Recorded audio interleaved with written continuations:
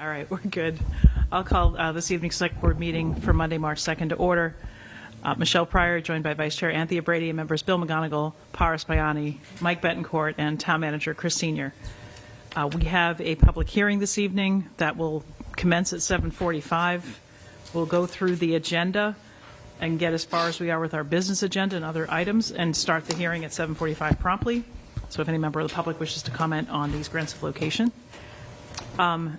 Since we have no donations, the first thing we'll hear is the town manager's report. Chris, if you want to take it away.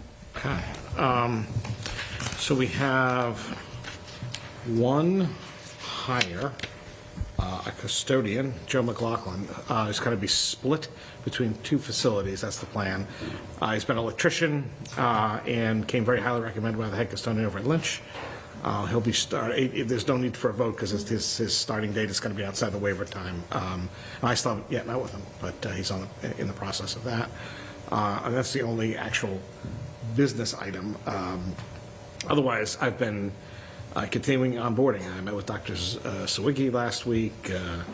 I've been engaging constantly. I've actually had my third meeting on a WCCP project with different stakeholders. This today was about the tennis courts. The other day was with the Winchester youth baseball, softball folks. And we had took part in a very long meeting, productive at WCCP last week, and then got to see the Lynch schools, so I got to get in there. So I've been up and around and out. So and otherwise, in terms of snow, I think we're hopefully we've crossed the path and we're beyond more bad winters. Public Works has been out there doing their best to continue to dig out, and I think we're making the turns. That said, there's been some challenges that I think they have to address in terms of hitting some sidewalks to make sure that things remain accessible as quickly as they can, and if they're not, to push out that information better so people can adapt. But I do want to thank the folks in the Public Works Department in particular, because they've been working every weekend for weeks and weeks, and this has been the worst one we've had in a long time. So it's been a lot of work, and I really appreciate all the work they've been doing. Great. Any questions for Chris? All right. Thanks, Chris. And I know there's more meetings in your future for WCCP and other things, certainly. Next up would be public comment. Seeing none, we'll move right along. The comptroller's report is in our packet. If anybody has any questions, please direct those to Stacy. Collections look to be on target. Expenditures are tracking pretty well for mid-year, from what I can see anyway. We will pause before we start the hearings so we can go to our business agenda. Would the board like to do the LDA and then the commission's reappointment, then maybe town manager goals? Does that sound good? To take 1 and then 4? So sure. Take 4 slightly out of order. Okay, so we have in our packet an updated LDA for the Waterfield project that has been executed by the developers, and it's in front of us to extend some timelines.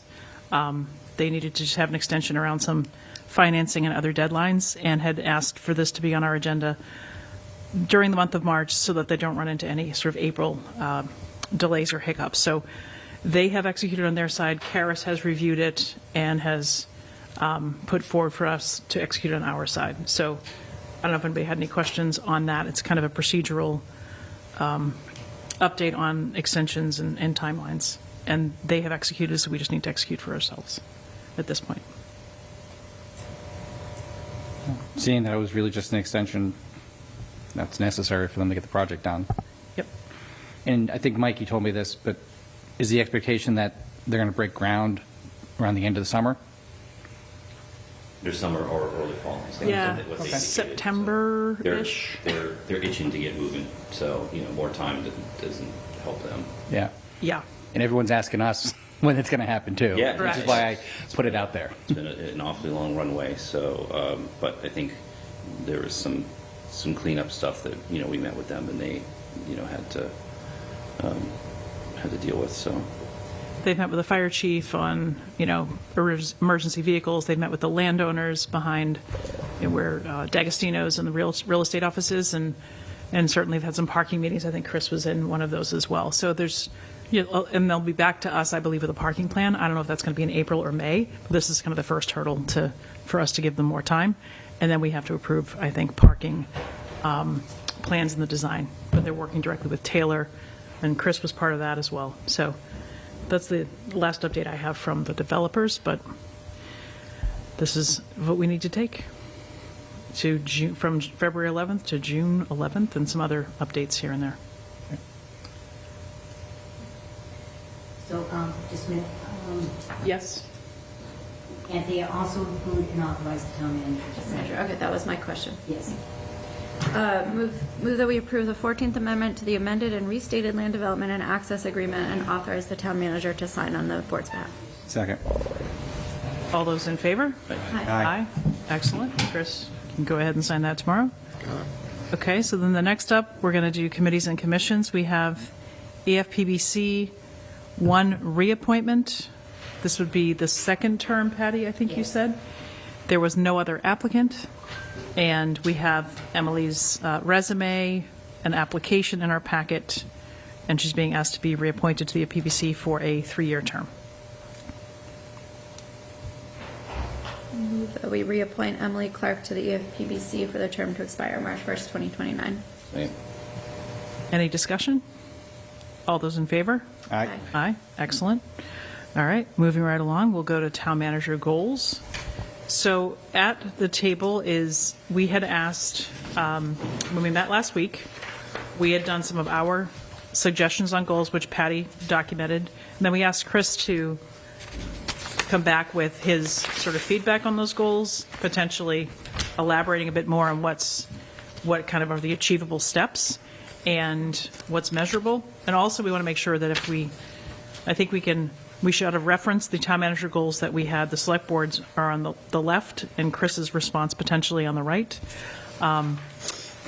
We should agree that what we're going to task Chris with between now and September, we have to do a review in that September timeframe, that these are achievable, and that we agree that whichever list we want to go with, but I think the list with Chris's feedback is a bit more articulated, bulleted out. And Chris, if you want to start with how you got there, then we might make you pause while we do a Eversource hearing, but we'll come back. So you can talk about maybe how you built out your specific. So I built it up starting with all the feedback that you've already given. So I took all of the comments that all of you had done and built off that, and also some of the meetings we've gone through already, right? The February 12th meeting and other conversations that I've had individually and with you during the whole process of me getting to this position in the first place. So, for example, on leadership staff, and again, I use the kind of the buckets that you had already established. The comp class study that's starting. I'm actually we started the preliminary work, and that's kicking off. So that makes sense to have on here as a goal. I mean, it's ready to go. The work, and then there'll be a lot of work to do, but that should be done by the fall. Is with the first set of recommendations. Feeding out of that is just as coming in new to the organizations, take a look at how the structure is and see how the reporting and workload distribution is. And I've already been doing that as I talk to people. It's kind of like just assessing how things are operating. Not that anything's wrong, but it's trying to get a feel for it. I've discovered as I've started to meet regularly with department heads that there's some cross-departmental communications that can be encouraged. For example, I met with the folks at the Jenks Center and the COA, and there's more partnerships that I think they can do with the library and with recreation, and I'm meeting with the Veterans Officer this week, for example. I think there's things that I can try to help build, and I haven't defined them particularly, but I think there's things that can come out that again, I'm not looking to impose, I'm looking to have the staff percolate out. I met with Taylor, for example, the planner, and we talked about starting to get a regular meeting together with building and conservation and the Board of Health and planning, just to chat, because I think all too often we're in little silos. And in fact, we were talking about a couple of topics, and Matt's in the audience. So GIS, Matt's taking the lead on coming up with a collaborative plan to start us moving on GIS. So I think there's some things like that that'll have a little more concrete specifics for, but I think that's part of it. And then just one of the other things that is just to help facilitate engagement with council, not to be council, but just to help facilitate that conversation. And we have 2 office hours booked this month now, the 12th and the 26th. They're Thursdays. So those will be, Patty's going to be booking slots for staff and committee chairs and all who need to come in. And those are nights of ZBA meetings, so she'll be here anyway for those. So What's the time frame on those office hours? Are they 90 minutes, 2 hours? there were like, I think 3 or 4. So it's from 1 to 5. Okay. And it's all dependent on how long each person, how much time they feel they need to Got it. discuss. But like, there's already one person on the agenda, and he asked for an hour. Okay. Are we going to be billed for all 4 hours? Or just, Is it part of the? I will circle back and get more details. I don't want to be running the meter if she's just sitting there, right? neither do I. Yeah. Why ask? So, How do we distinguish between how that time is used, right? So like if somebody signs up for an hour, that's a lot of time, right? So I mean, I don't know that that's the highest priority for us as a town. I'll sit with, Yeah. when Patty gets the list, I'll go through it, and then if there's ways to trim it down a little bit or get Yeah. work done in advance, that'll be the goal. Just to communicate to stakeholders, residents, and people that it's not, really just a free for all. It's, no. it's things that are priorities, especially in context of like what we're setting for goals for you. And also for town meeting, right? I think Yep. this really is more, at this point, it should be things that are focused around town meeting, I would expect, or things that are like urgent, Yep. But sometimes the face-to-face contact helps facilitate the progress, I guess. But you're right, it doesn't have to be structured. It's not just come in and shoot the shit for an hour, Yeah. run the meter, right? It's Yeah. Right. It's got to be right. more specific. Yeah. All right, maybe we'll just stop at that council piece and we'll start the hearing in 2 minutes. One question I would ask, and I can circle back with Karis, but I'm wondering for the board, if we want to have out of that, the first couple rounds of office hours, I imagine there'll be town meeting and warrant article focused, but I'm going to be talking with Karis this week. Do we want to have maybe a high-level summary of, office hours topics, or do we want Patty to give us a sense of who's asking for some time? I mean, Karis's town council is our direct report. Chris is the gatekeeper. Do we want to have a little bit of visibility into some broad topical areas that were covered? Or do we want me to just have Chris report out to the board if there's anything? The 3 people who asked to meet with her this week, that she was sick, was Tom Kennedy on the ADU. He's the building commissioner. And then Taylor had some questions, and he needed about half an hour. And then the library director, Nicole Langley, has they wish to do their policy more in depth in addressing some of the issues that they're having with, students coming in and disruption and stuff. Okay. To answer your question, I'm fine just having Chris give us kind of feedback. Fair enough. I do have a follow-up question, but I'll let everyone answer yours first. Okay. I was going to defer to Bill because in our town council selection process, I think he was a bit more curious about our billing and things, but it would be helpful, I think, overall for us to have some transparency as we've gone from fixed fee to not per diem, but sort of T&M, and just to understand what activities council is doing. Like, I don't need I don't need itemized, I don't need the billing, but I think it would be helpful to understand what's taking place and what services we're getting. Okay. I'll go to Paris and I'll come back to you, Bill. And then Mike. Nothing really. I might have one comment later. Okay. Mike? Yeah, I mean, I guess we want to get a general sense of the context of some of the use for town council to see if we need more support in certain areas, more support in departments. We need to address things coming up in town meeting. But, I expect, senior management to be the gatekeeper of that time because, town council came on at a time where we just kind of dumped a bunch of stuff on her, and I think they were kind of overwhelmed at a lot of stuff that had been backed up for a while, and so we want to make sure that that they're able to keep their head above water. We don't burn them out either with things. But so certainly things like, if Tom has a specific thing that's coming, in front of town meeting, or, as, he needs to implement that came through legislation, like that's a high priority, right? Yep. So, and can't be done without council. So policy stuff and all that is important, and but maybe not going into the town meeting season the most urgent thing, right? So that's. Thank you. Bill? To follow up first on Anthea there, I'm happy to look at the bills, and I can decipher those pretty well, and if I see something that Sure. I'm worried about in terms of the hours being spent, I'll let everybody know, and we can have a discussion. But for the office hours right now and town meeting season as it approaches, in the past, we've made town council available to people who are bringing citizens petitions, which has been at times a bit of a time suck for council. Do we want to continue to offer that? And if so, should we tell Karas that it has to be lean?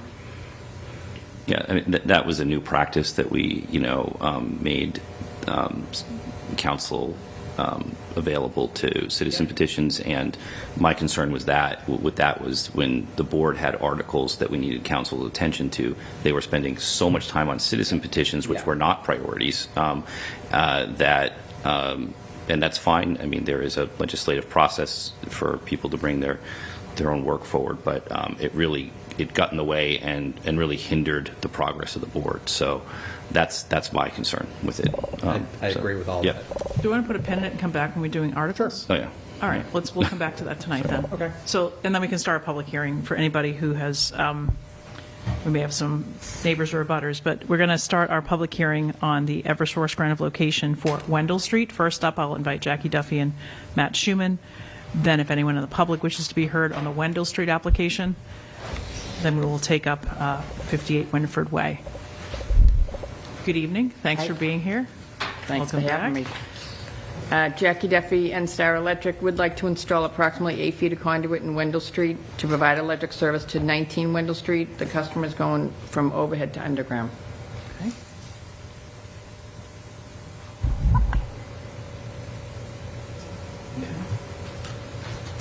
Any questions? Matt, everything's in order? Yes, this is an underground off of an existing pole in front of the house. It doesn't involve cutting into the street or working the sidewalk because there's no sidewalk there. Wow, less disruptive than usual. Okay. Any questions for the board before I open up to the public? Any board questions for Matt or Jackie? Any impact on traffic expected? No. No? Any idea how long it's going to take? It should just take a day. Perfect. Because it's only 8 feet. Yeah, great. Any member of the public like to be heard on Wendell Street? Would you like to give comment or come on up? Hi. Hi, you can come on up, grab a seat, or come over here, or maybe come to Jackie's left. There's a microphone there and a chair.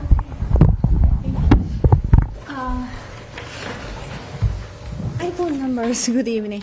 My name is Shuo, and I live at 7 Wendell. I'm the immediate next door neighbor, and also a butter to 19 Wendell Street. So I actually have some very specific questions I would like to ask. Because right now they have building addition. So it was started probably about 10 months ago. It was springtime, early spring of 2025. So I want to ask for this 8 feet conduit, like the duration, how long it will take for this, because I would assume they're going to be like a team to dig out through the Wendell Street, right? And they're going to be like heavy machinery, make some loud sound, because we experienced some really big loud sound last spring. And, yeah, and Okay. Jackie, could you maybe describe what the process would be or how? It'll only take a day for them to do this. just a day. Okay, great. It's only 8 feet. 8 feet, okay, yeah. And it would be only through the public area, right? Right. Yeah, so not like get into any private property line? No, they're gonna do the, on their side. The other side? They're gonna do it on their property. We're just here to do, the only thing we're here for is the public way. Okay. So, yeah, because last spring, when they started doing the project, they used a really huge bulldozer to dig the ground. And then, you know, the way they swing the long arm of that bulldozer, you know, they should like only swing within their property. But then I think the operator just want to make it easy, so they swing, you know, over my property. And you know that, what is that called? Like that big, you know, yeah, you know, like leaking things, stuff like rock in my property. So I had to come to my neighbor and just told him, you know, are you gonna clean up all these? And also, you know, when the operator swung that, you know, for some of that swing, it was very close to my house. Yep. You know, I've been there So- watching there for like 30 minutes, then I come to him. So Jackie, is there any risk of something like that, a big piece of equipment swinging close to the property line? Not on the Eversource side. I mean, what they do on their private properties, that. Correct. They have to talk to the property owner. Yep. This is an old photo, but that's the pole they're coming off of, and I believe that's their driveway. Oh, yeah, yeah. So it's going in that direction. Uh-huh. So it Okay. really shouldn't be swinging like Okay, good. Yeah, good to know that. Thanks. And also, my second question is about the power reliability. So it's going to be one day, right? So is there going to be like the power outage? No. Okay, so that's good to know. And how about the traffic? They're not going to be like blockage of the traffic because, you know, like sometime when they do the project, you know, it's hard. Wendell Street is a narrow street, so there wouldn't be any blockage of the traffic. No, if anything, they might have to get a police detail. If anything. I'm sorry? Yeah, They might have to get a police detail. Oh, okay. I imagine they'll set up right off the side of the road, right in the side, and So we then can come down. still drive through. Okay, good to know. New home being built. They won't be blocking the driveways. That's good. Good to know. And so the Wendell Street, I think it's recently, not recently, but last year, it was newly paved. So now it's really a nice, smooth, flat road. So everything will be just like restored back, right? The street restoration. So they're coming off of the pole and going in that direction. Oh, so they okay. won't So be the, digging in the street. okay, got you. Yeah, and the work hours, it's just gonna be like regular work hours from 8 to, I would assume, 7, right? Or Yeah, well, they work usually, I think, to 3:30. Till 4 o'clock. 3:30, 7 to 3:30 is Who's doing usually. the work? I'm sorry? Who's doing the work? Eversource. No, the customer's installing it. I'm sorry, the customer's installing it. the customer? Oh, they do the. They have hired a contractor. Electrician. Oh, okay, yeah. Okay, I think that's all my question. And like if we have any further question or concern, who will be the direct contact? Like So, from town or from? They'll need to get a street opening permit, even though they're not digging in the street, from DPW. So you could contact DPW if you have any questions. Okay. Yeah, I think that's all my question. Great, thank you. Okay. Does anybody else have questions for 19 Wendell Street for that project? Okay. Then we will take up now Winford Way and the public hearing. We'll take our votes at the end of the public hearing, but Jackie, if you could talk to us about 58 I Winford would like to Way. install 10 feet of conduit in Winford Way to provide electric service to 53 Winford Way. And similar to the questions we just heard about Wendell Street, how much of the public way, duration, is it a one-day project? It Any should be one disruption? day. Okay. Any questions the board has for Jackie or Matt? Sorry, just confirming that it's for 53 or 58 Winford? 53. 53, okay. Make sure I get the motion right.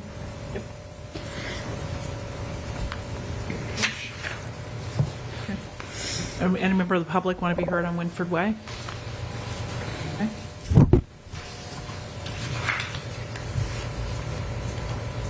So if there's no other public comment on either 19 Weddell Street or 53 Winford Way, we can close our public hearing, and Select Board can discuss and vote on these motions. We can do them one at a time. Move that we approve the grant of location for the installation of approximately 8 feet of conduit in Wendell Street to provide electric service to 19 Wendell Street. To add to that, subject to the conditions laid out in Mr. Schumann's memo. Sure. Second, I'll second that. Okay, any additional discussion?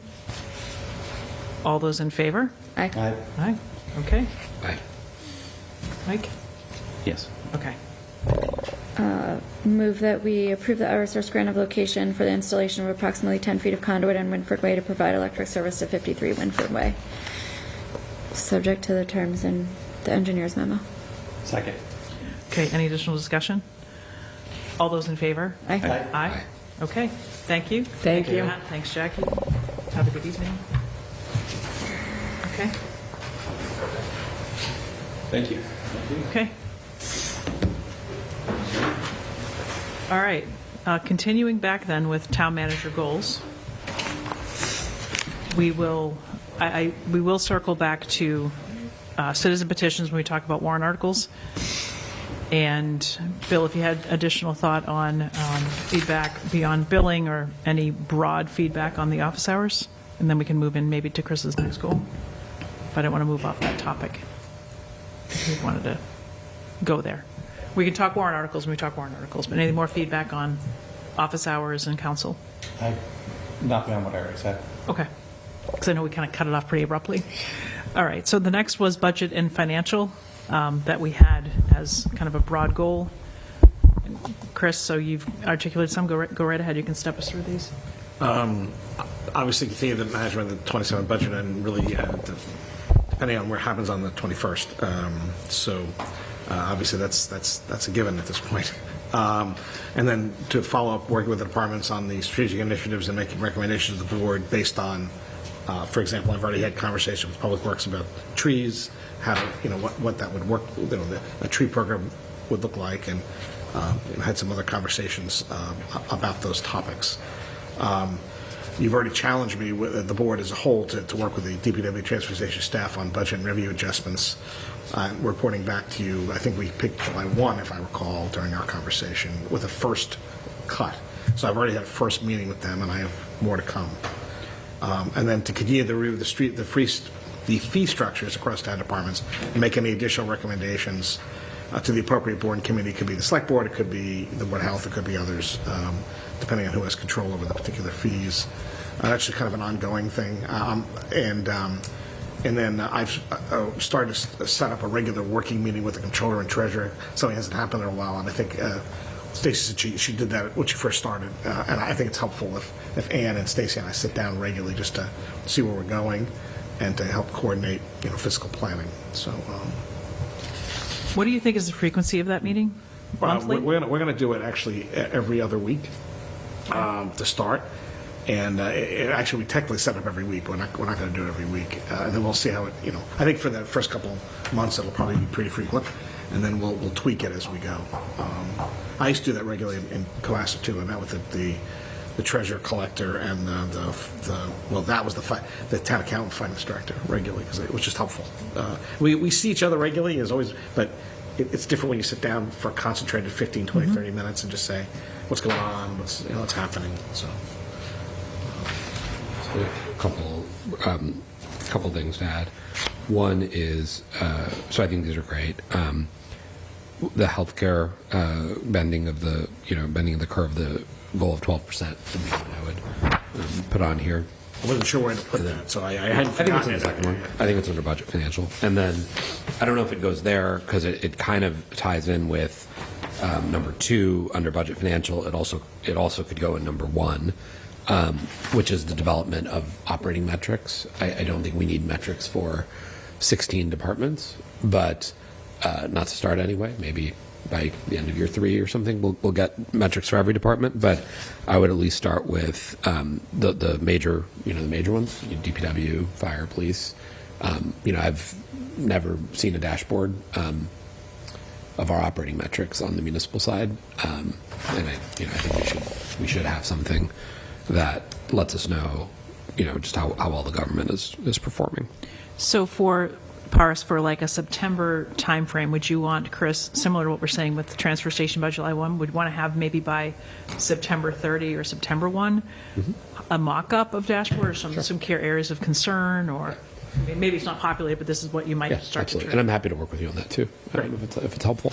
But again, I don't think it needs to be a comprehensive dashboard that gives us the number of, health department, $10 fees paid for the Anchor Fair. But, the higher level things like fire response times, number of potholes we're filling, the things that we spend a lot of money doing, I think would be good. And things that we can maintain, long term, right? Yeah, So that's the hard part, right? And also drive operations. It's like, Yep.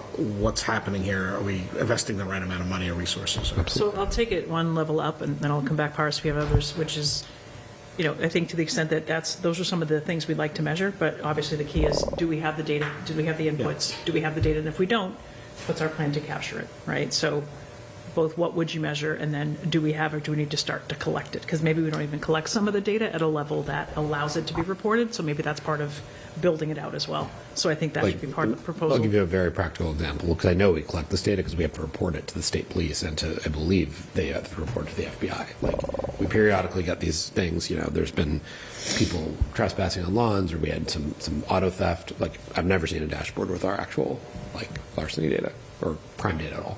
Right, like that's the kind of thing. Dogs pooping on other people's lawns, right? To get some data on. That would be on social media. Right. Off-leash dogs in the house. Also, can you comb social media for some data? That I'm less concerned about. But I mean, if we have an uptick in auto theft, we should know that as well. Right, those exist. Of course it exists. We have to report it to the state police, but we never look at that data. More? No, but with the healthcare. Oh, one. okay. Yeah. All right. The next area, I think, Chris, was board and committee support. I added 2 to obviously the primary board, which is you folks. So one of the things that I talked about with several of you, including Anthony, was setting up an offsite kind of retreat for you folks to go off and do a 27 goals and objectives. We're trying to find a place at Ratlock Farm, and we'll obviously, once the election's over and the board reorganizes, we can have more of a conversation about doing that, and how you want to do something like that. We're already setting up a legislative update. I don't know if you've had a briefing recently. Mike Day's office is going to coordinate that for us, and we're going to do something again in the spring. So, and then also, I think we had touched on doing a regular litigation legal update to the board from council. Probably maybe either right before or right after town meeting, and then do that on a regular basis. Probably a spring fall kind of a thing, because there's not so much litigation, but there are other things that are going on legally. That's always there's lots of boards and committees involved in things here, and it may be something that's going on with the zoning board or planning or something. It's good to have an update. That'll probably be an executive session update, most likely. Then obviously you want me to continue to support the board's 26 goals, and that's, I mentioned the OPEB analysis and planning analysis, which is the other things that you laid out for me specifically on the 12th. But, you could, I didn't put the whole motion in here, but, all of that would come in here too. And then one of the things that's also in the process of being set up is working with the school department to formalize these regular meetings between their chair and vice chair, and the select board's chair and vice chair, myself and Dr. Hackett, so that we have regular conversations just about where we're going. It's important to continue that in a structured way. And I think it's next week. I think our first meeting is it this week or next week? I think it's next week. Thursday. It's Thursday. It's this week. And I think that would just getting that structure set up on a regular basis would be helpful. I'm sure there's other things like. By the way, I'm engaging with all of you on a regular basis, but I didn't want to get to that level of detail, granularity. So, but if there's other things you want to add in here, please do. I mean, I think I was just kind of picking a quick 5. Then capital planning, you did also all say work with the CPC to review and update the capital planning process. So that's what I will do. It's one of the things I'll be working on with. Went with Roger last week. And we'll be meeting again soon. And then WCCP, since I happen to have a seat at that table, continue to work with them to formalize the policies and procedures. And we're in the process now of hiring that administrator and then manage them and get them all set up. So those are, I think, just 2 check boxes on that. Now, there's other committees I'm going to be working with and supporting, but I just, I didn't want to do a bunch of your list. If you want to add any in the short term, let me know. I wouldn't necessarily add to this, but I think to the extent that the WCCP is basically a year old, right? It kind of started January of last year. We seated our representatives, so a year and a month. And I would, maybe less so with capital planning, but there's the way we've always done things on the capital planning side. There's the way we're starting to do things on the CPA side. What lessons learned, would work and leverage from Cohasset or other towns? What other places would we look to potentially just steal their ideas? And certainly that CPA capital coordination is a work in progress.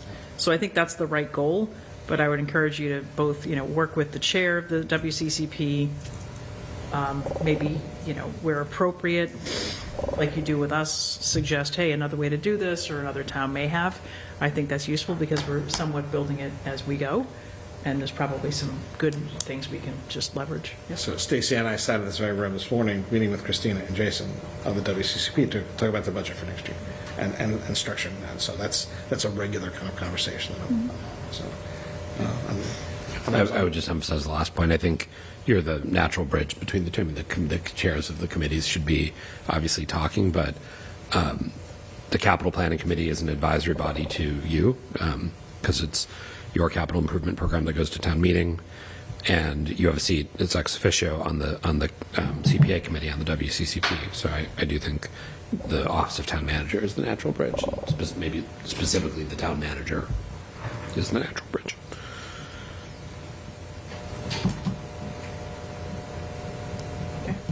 And then, obviously, the other big branch of government, legislative branch, right?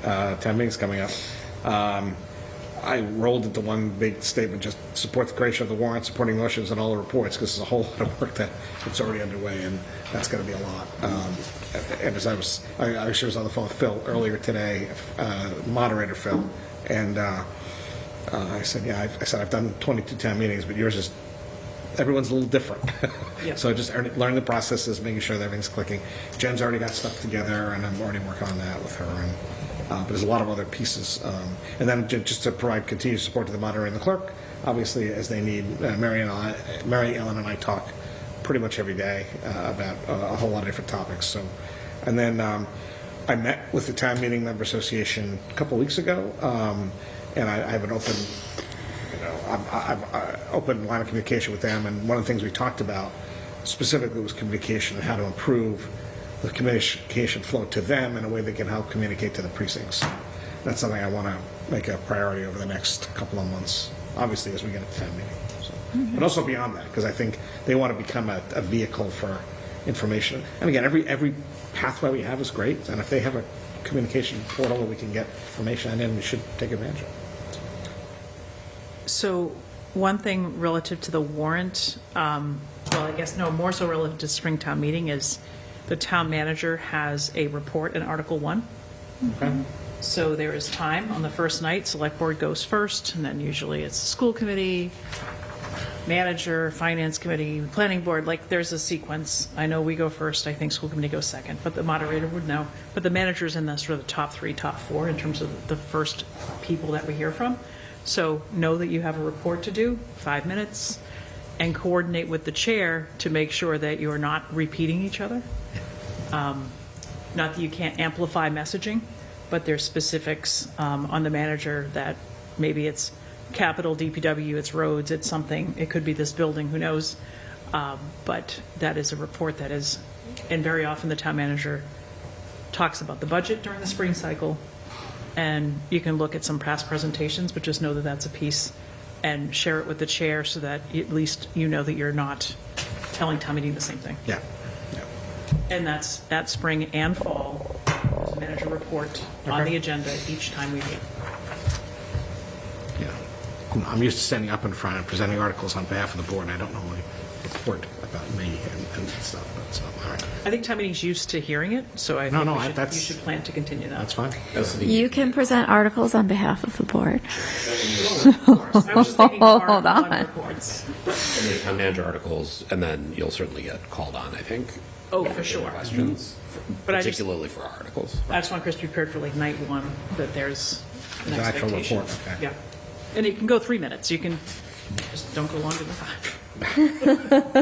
Or be prepared to ask nicely for time. I will keep it well within 5. I have some general comments. Yeah. Like This is- sort of this is the broad- overall as a framing. Hold on, I'm going to start with a specific comment first. Then I'll go to general comments. On the town meeting one, I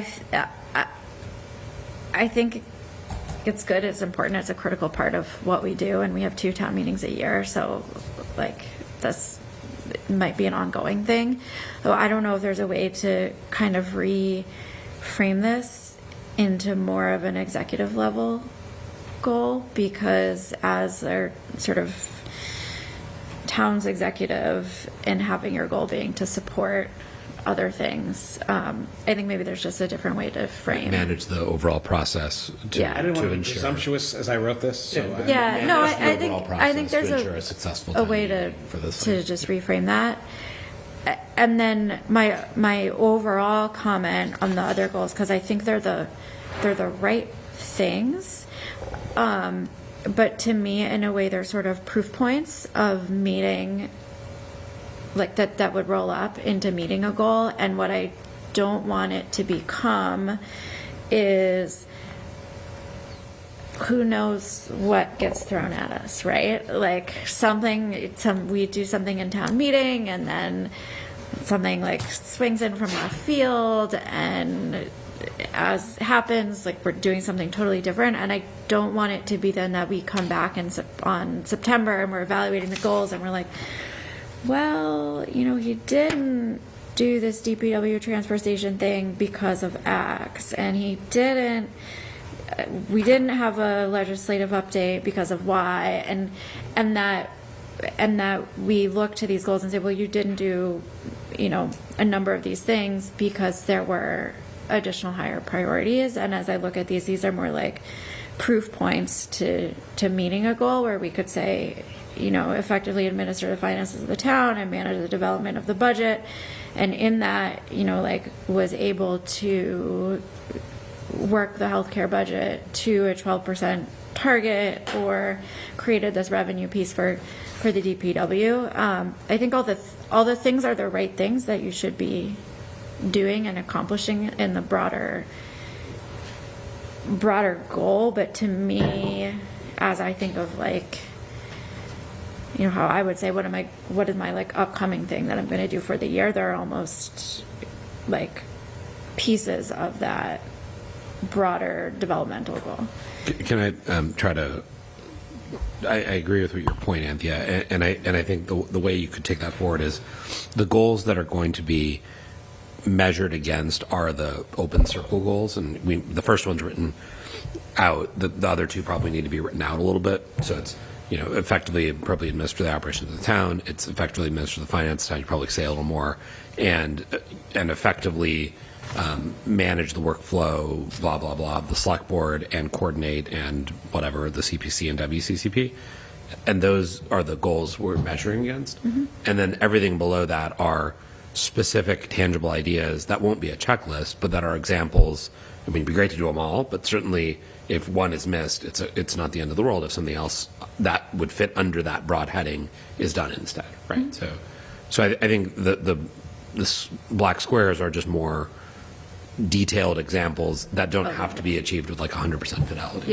Yeah, because I think these are, I know all of us is right. It's just like, Unknown. yeah, let's frame it in the way that when we come to what we're looking at in September, that we're looking at it in the right way. I agree with you. I completely. Okay. Before we come back to finalize, I think that's good to get some little bit of wordsmithing, do other feedback on the goals before we say these are the 5 things. The one thing, too, if it's okay if I jump in, two things that I hadn't seen in here. One is very specific, is kind of our technology improvements, something that's really hurt our overall communication efforts.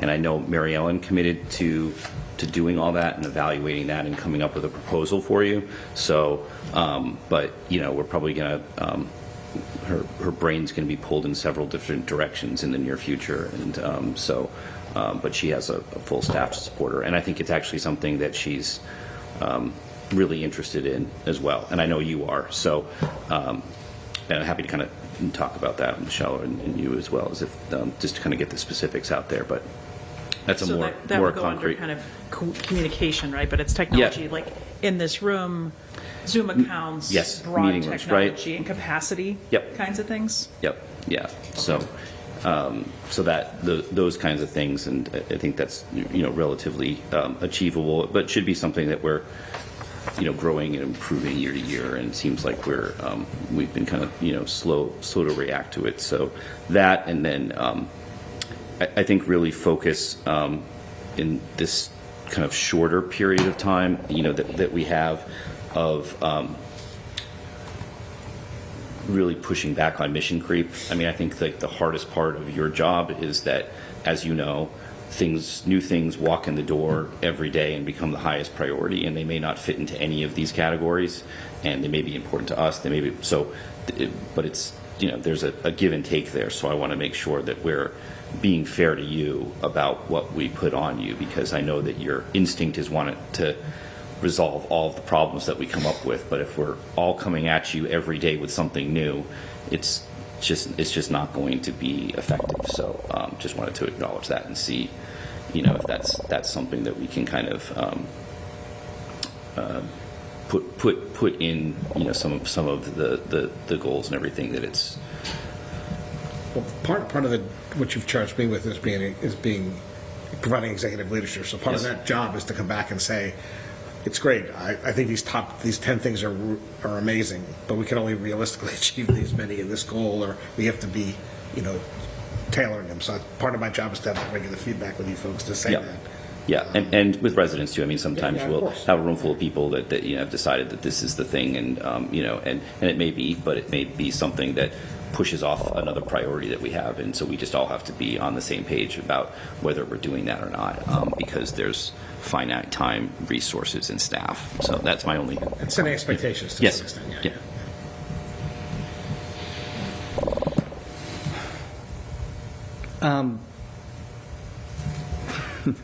Yeah, this is an interesting exercise for me because we're notoriously bad at evaluating ourselves in my profession. But that's partially because of the same problem you have. We don't know what's going to come thrown at us. Right.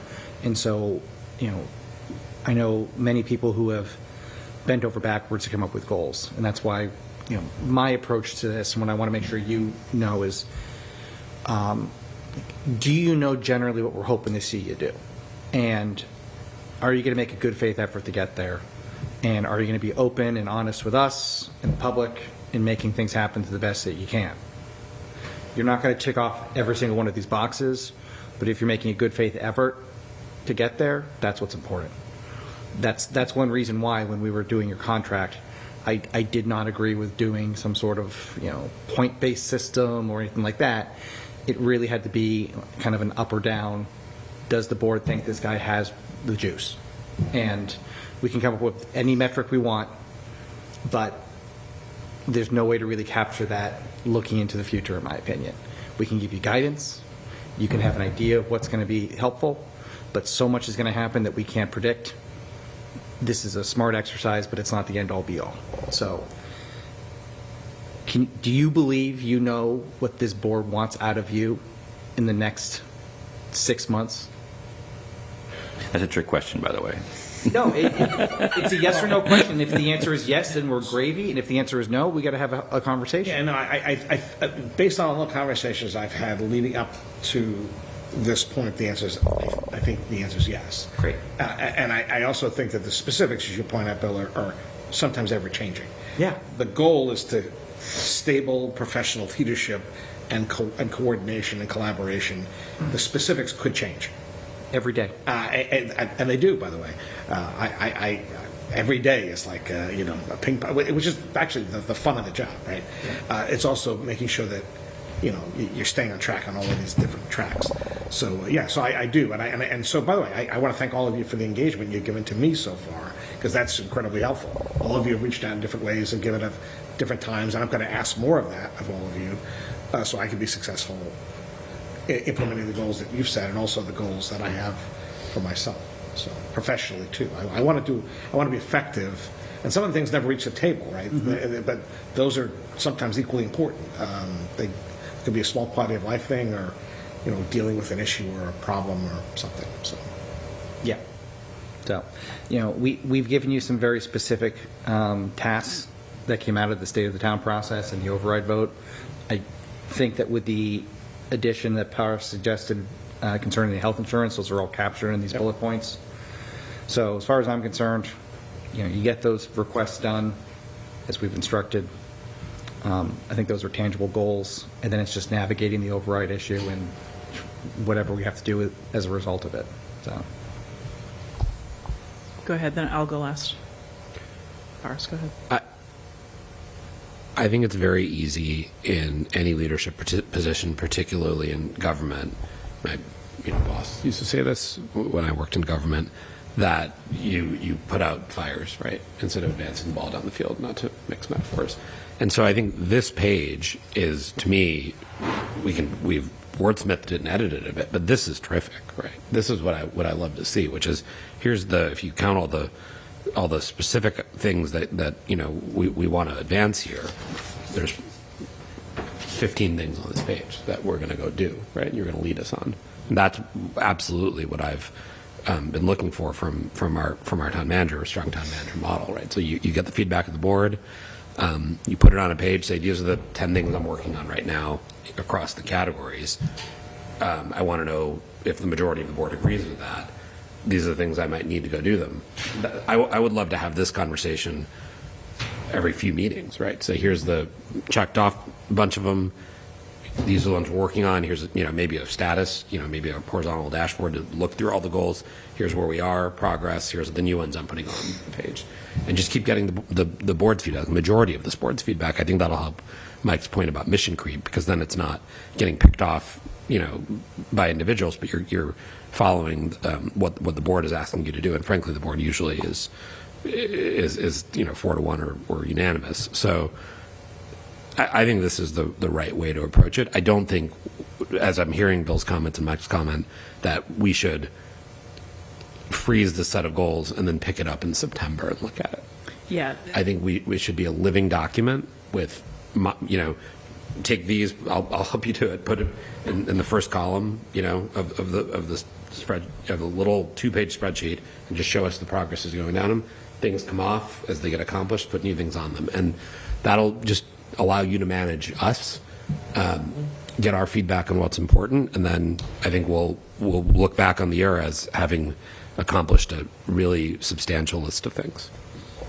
Beth used to have a big Work plan? piece of paper work plan that had, it had like all of the projects ongoing and had sort of these other things.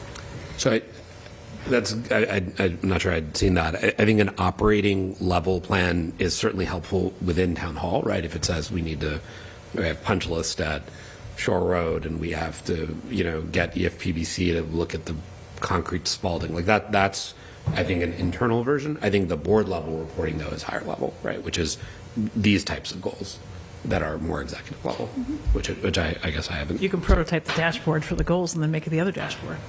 Kill two birds. So I wrote down, so Parsha stole my thunder, I wrote down quarterly feedback on progress. They were like, there it is. I think we should hear more frequently. And we were doing the review process last calendar year. We had a plan to sit down quarterly Yeah. and give feedback. We did. And we did. 1 quarter. So a check-in with us, sort of probably in that July timeframe. There's a transfer station proposal due. Maybe there's some other progress in between, but I think a thoughtful, formal, how are we doing on a quarterly basis with goals, so that the board knows, and that you're not surprised and we're not surprised that something's taking longer, or we need to replace something because it becomes unfeasible or overtaken by events, or it just fell down the ranking. So that's my one bit of feedback is let's make sure we're checking in collectively with Chris, at least on a quarterly basis. So we don't lose sight of what this is. We're not going to lose sight, I think, of a lot of the commitments we made in that override discussion. We're not going to lose sight of things like capital planning or the budget. But who knows? Maybe we lose sight of litigation updates or some such thing. And like, hey, wait a second, we wanted to do that. Let's get it on the calendar. So that was my last bit of feedback, which Power stole, but that's fine. So do we want to formalize this? Do we want to wordsmith a couple of the specific goals? Do we think we have enough broad agreement that if Chris rewrites effectively administer, finances of the town, support the select board goal creation and execution, we can watch this meeting and maybe he and Patty can rewrite the goals, but how do people want to formalize it? Yeah, I think we're at the goal line here, and just needs to be cleaned up with a couple tweaks that we mentioned tonight. And then get it back in our packet for the 16th and say that's what we agreed to? I agree with that. Yeah. Okay.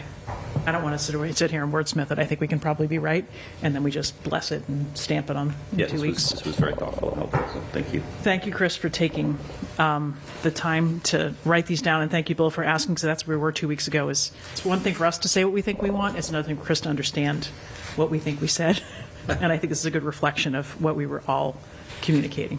So those are your goals. They're set as of today.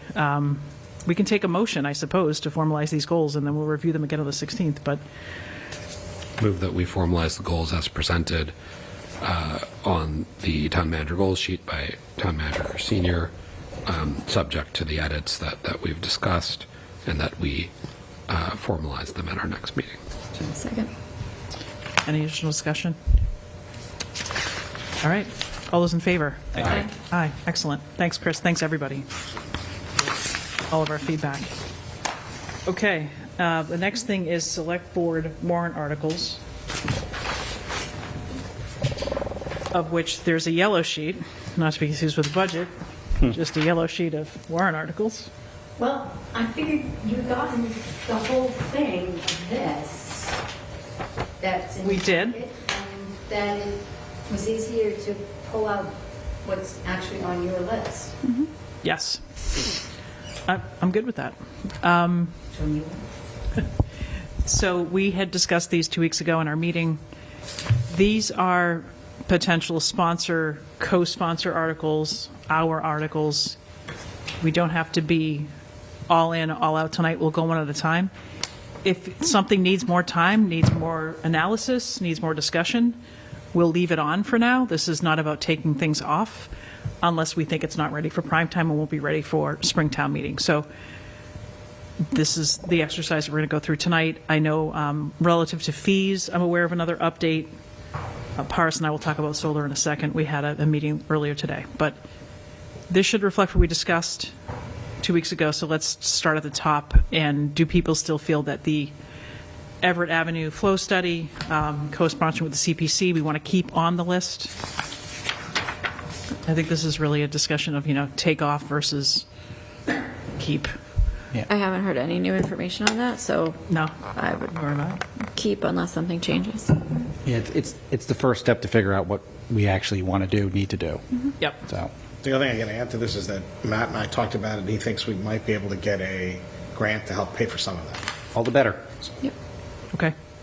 And Roger McPeak did express an interest in having the board affirmatively say this, which hopefully he's absorbing if he's watching this right now, that whether you vote or not, that's the will that's being expressed. Well, if Roger, I mean, we want to pursue this, we can take a specific vote if he'd like, but to Bill's point, we think it's the next important step to understand what needs to be done.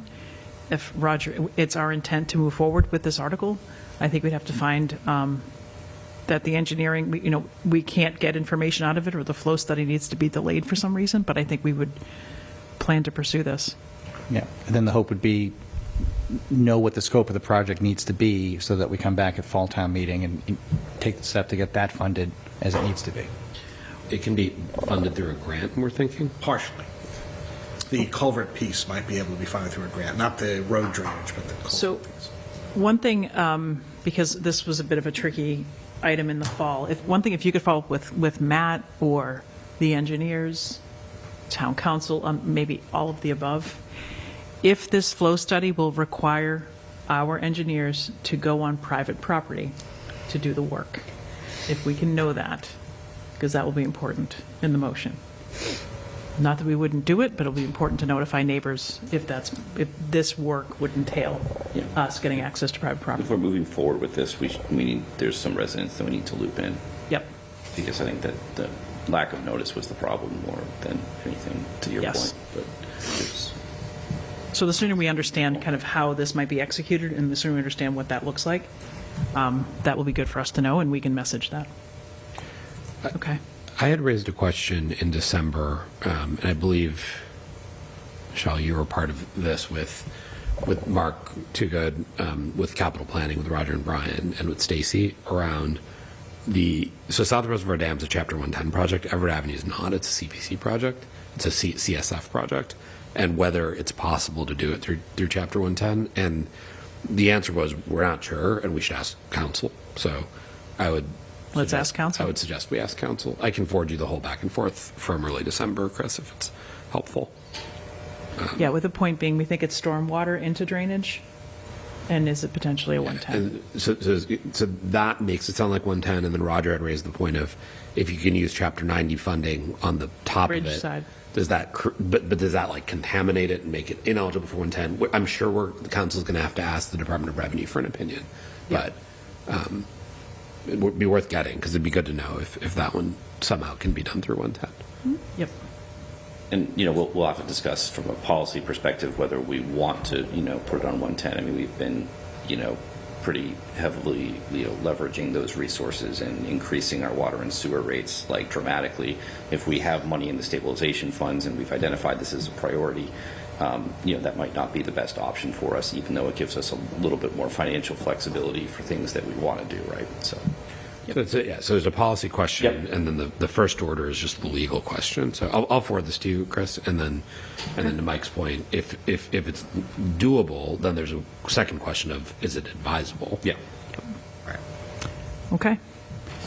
So next is the South Reservoir Dam, wrapping up that work. We know we want to pursue that. We can communicate that to capital planning as well. Carriage house demolition, the question is, this was going to be brought forward by capital planning. Their desire would be to sponsor this with school committee and select board. I'm talking to the school committee chair in the morning. We'll see if this is on their agenda in the next meeting, because they have to probably take a vote to co-sponsor before the 13th. And capital is just a question of packaging. Is it a motion? Is it a standalone? But do we wish to co-sponsor with capital planning? I can chase down school committee on this, but do we wish to co-sponsor with capital planning? Yeah, I do. Sure. Okay. I And think it's I will, important that we do. yep. And I will talk to Karen about that in the morning. Yeah, I think given that the sort of chain of custody here goes through the school committee, it seems like they really need to be a co-sponsor then? Yeah, and they put absolutely forward have the to. demo. I think the most optional, that's right. the most optional co-sponsor here is actually us, but I think it's more just Yeah. to stand with them. But I think we're the ones most invested in the warrant at this present time, so there we go. All right, so next up is solar panel build-out. This is a follow-up to a fall town meeting with a variety of projects and build-outs, which came out of State of the Town. There's a lot of data that we have that we can share with the board, but Paris and I thought we'd maybe just tee up the conversation tonight and then try to get the data and potentially Ken Pruitt to our next meeting. But go ahead, Paris, if you want, and I'll just chime in with So we commentary. had the working group convene today. That is Ken Pruitt, Chris was there, Michelle, myself, and then we had 2 school committee members, Tom Hopcroft, Stephanie Minyarji, Carl Wexler from Energy Management, Bob Lavoisier, and Pete as well. Jay Nardone couldn't make it, but normally does join. So what you have in your boxes, I just forwarded it to Bill, Mike, and Anthea at 8:30, is the deck that they went through. And so back up.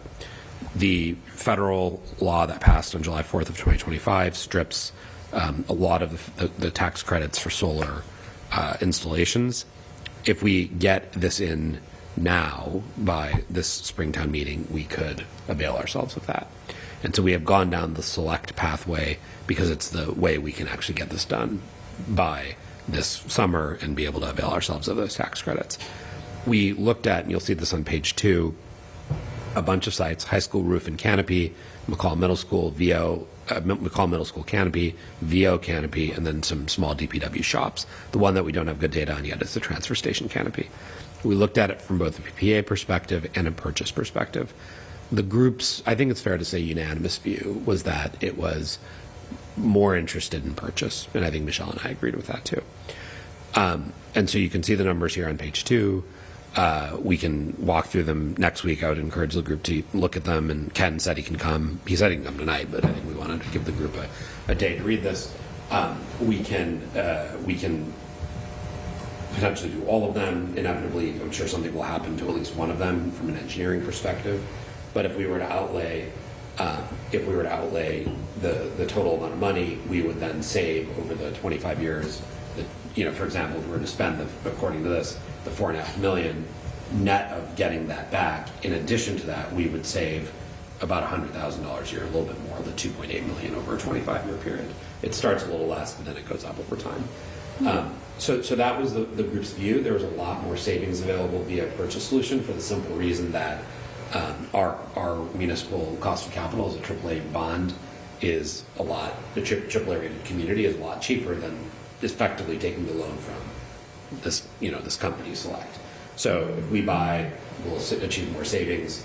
It's easier to do the PPA because we're sort of getting, they're sort of giving them some of a box, but there's less savings involved from that. So I think our view is bring 2 articles, one that is PPA, one that is purchase. That was what was done with Lynch, and we would name all of the sites as separate motions the way that capital planning does, so they could be voted on separately. We wanted the board's reaction on the purchase versus PPA question. You can react tonight if you have a reaction, or we could talk about it next time, because I think that's a key one. And then the other key one is the sites. The high school, we have a little update on that. We should talk about it more next time. The roof, we thought there was dueling structural engineering studies that said you couldn't do the gym roof. It turns out they both kind of say you can. And in any case, we would do a third structural engineering study here to make sure that you can. And if needed, we can do some structural, add some joists and other things to make sure that the high school roof works. But both the Aberjona and the SMMA study actually suggest that that is a doable roof. And again, Select will do their own structural engineering as well. Will one of these inevitably have an issue? No doubt that's true. But it seems like this is a good set of projects, and that's one question. The other question is PPA versus purchase. Yep. So given that we had this meeting, on the books, we had a deck that came in Friday, an updated deck come in before our call at 12:30 today. We just really didn't want to throw all of this at the board. We really wanted to give you a chance to digest the data. But there is, to Paris's point, there's also a green energy grant that we can look at.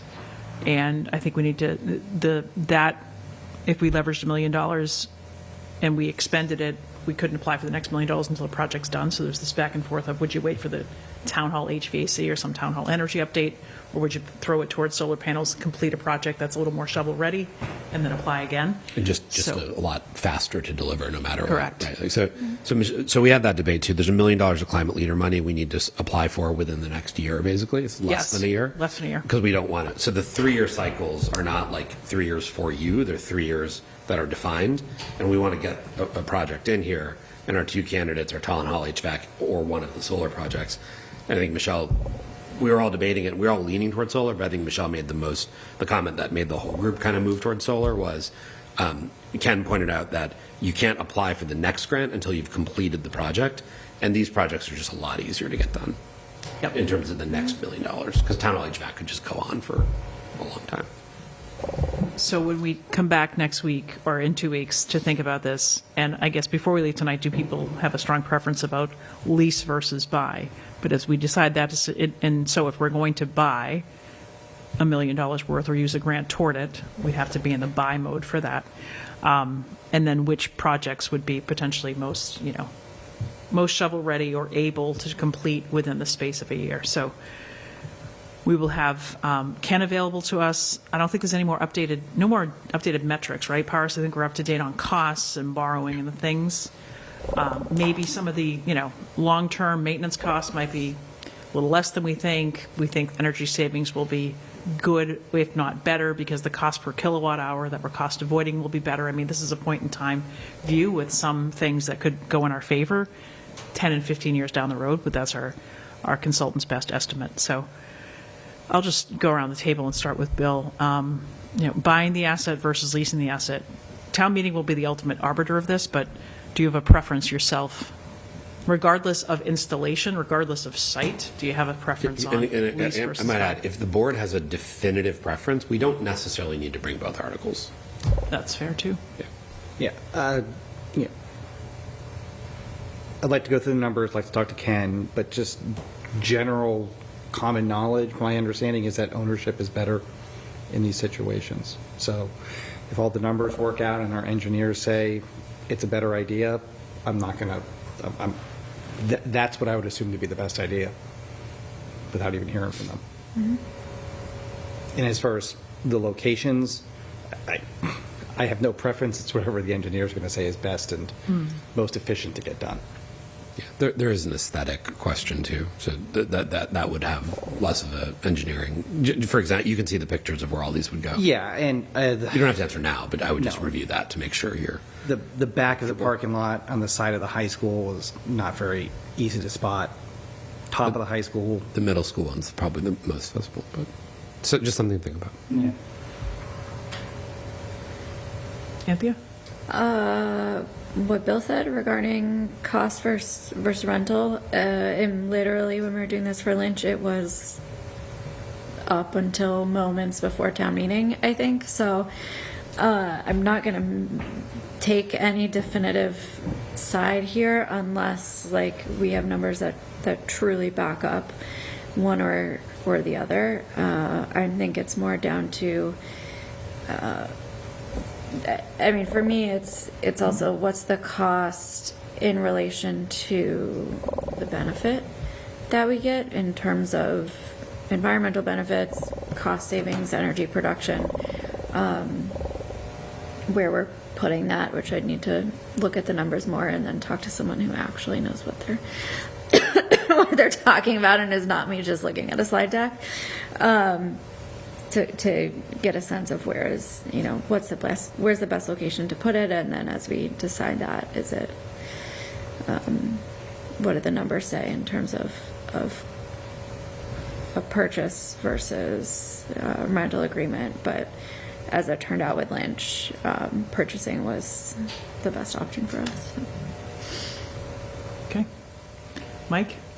Yeah, purchase for me 100%. I think I had said that last time, so I'm glad that. Just making sure you that didn't change. We quoted that to the We group. did. We said, Mike has said explicitly that he's in favor of purchase. Yep. We said that. Did you? We did. Making fun of me. No, No, not Oh, making did you? fun. Oh, okay. Yeah, That you yeah. had a strong point of view. Yeah. Both of us are in favor of purchase, and we know Mike is. 'Cause Yeah. he said it. So that's Yes. three people. Oh, okay. Yeah. No, and I think it's just more of a question of how we phase in the projects, and the strategy there.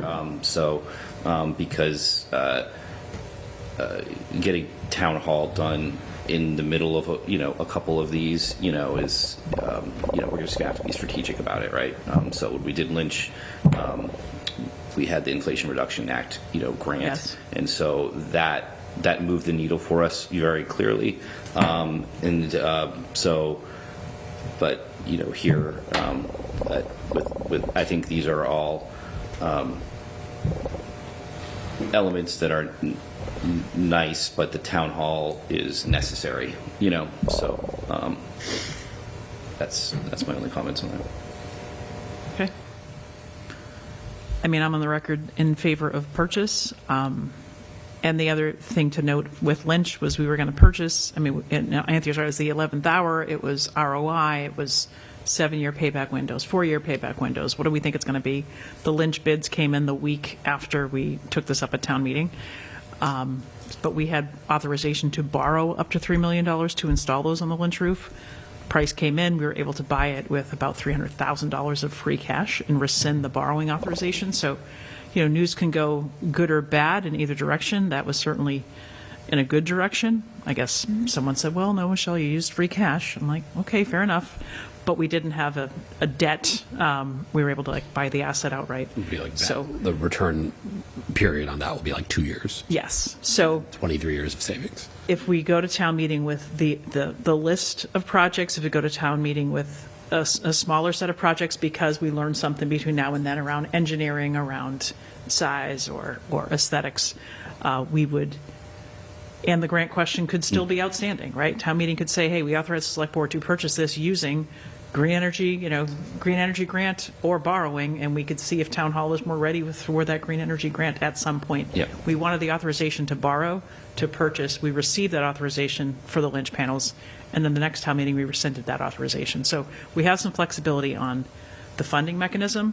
We're trying to understand, do we think we want to purchase where we can, where we can come up with the money and it's a good ROI. And it seems like there's, 4 and a half of us in that ownership direction, so. And sometimes with some of the green energy grants in particular, we get told no, right? It's like you guys have come back for too much, like this, these are limited, and so that could be that we have a plan and maybe the money's not there for us anymore, even if it's there at the state level. Right. It strikes me, we can ask Ken maybe to do he could just have a teach-in, and it's not like a deliberation, so any of the Teach-ins, like a sit-in, but you teach. Yeah. Because I think that walking through the Excel is helpful, and it's probably not something for a meeting on the 16th. It's probably you'll probably want to just walk through the math for 20 minutes with him. So I think he's happy to do that. So why don't I just ping him and you guys can do that if it's helpful? Because I think to Michelle's point, what's in this deck is very unlikely to move from this point. And I think after that, on the 16th, we can decide. It seems like the board, as Michelle said, is largely in favor of purchase. Then the key question is, do we even want to bring the second article? Yep. We can decide that. What do you say? What do you want to do? Oh, purchase. I said that. Sorry, I said that in my intro. This afternoon, I think the whole group was quite strongly in favor of purchase, and unless there's a variable I am not accounting for, if we sit down with FinCom, because we need to talk to them if we're going to borrow against the operating budget, and they have a big problem with it. Unless there's something I'm not accounting for, I think we might as well just go with one article, which is to purchase. Yeah, agreed. Let's try to get in front of FinCom between now and the 16th. Good point. I'll follow up with Derek to see when they're meeting next. If we can't get in front of the entire group, at least the chair. When we were doing Lynch, we had, I think, 2 FinCom folks at these meetings as we were scrubbing the numbers twice a week. Yeah. So Yeah. And maybe before the we come cap back to the bonus. select board, let's see if I can get the chair's sort of sense of the committee or go in front of their committee if they're having a Or meeting. their FinCom reps, yeah. Or have FinCom come to us. Sorry, their capital reps, FinCom capital reps, yeah. Yep. Okay. Okay, that's clear. Thank you. I'm good to go on all the other articles as well. We'll still talk about them, but that's all right. OPEB trust management, actually, I think that one we're going to pull because it's not quite ready for prime time. Correct. Strike that from the list. Yeah. Do you want any detail on it? I was telling Chris before the meeting started. So the short answer is our commissioners are advising our treasurer on who to select as a potential manager for the trust fund, which is $9 million today. We'll start growing faster soon. The commissioners are looking at Prim. I think there's also a discussion of looking at a couple other managers. They can be ready for fall town meeting, but I did speak with the chair of the commissioners today, and they're not going to be ready in the next month. Okay. Next up, General Stabilization Fund. That's something we discussed as part of State of the Town, putting an article to move money into the stabilization fund, which requires 2/3 vote to move it in, 2/3 vote to move it out. This one, Paris, do we want to get in front of FinCom on both, right, solar and this, if we were thinking about a potential co-sponsor?